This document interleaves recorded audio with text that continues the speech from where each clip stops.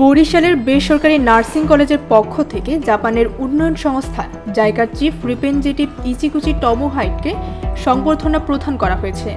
22 ফেব্রুয়ারি শনিবার রাত 8টায় DWF nursing কলেজের নিজস্ব অডিটোরিয়ামে অনুষ্ঠিত এই সংবর্ধনা প্রদান অনুষ্ঠানে বিশেষ অতিথি হিসেবে উপস্থিত ছিলেন জাইকার অ্যাডভাইজার সুজুকি আকিহিরো, মহানগর বিএনপির সিনিয়র যুগ্ম আহ্বায়ক আফরোজা খানম নাসরিন, পেশাজীবী পরিষদের সভাপতি doctor Mizanur Rahman. DWF nursing কলেজের চেয়ারম্যান অধ্যাপক জহিরুল ইসলামের সভাপতিত্বে বক্তারা বরিশালের উন্নয়ন ও জলাবদ্ধতা দূরীকরণের জাইকার সহায়তা কামনা করেন। অন্যদিকে জাইকার চিফ রিপ্রেজেন্টেটিভ ইচিগুচি টমোহাইট বরিশালের রাস্তা সংস্কারের বড় সহযোগিতা করার এবং 30 গোডাউন নদীর পার আধুনিকায়নে জাইকা সহায়তা করবে বলে আশ্বাস দেন। বৃষ্টি দাজেল, ভোরের পাতা।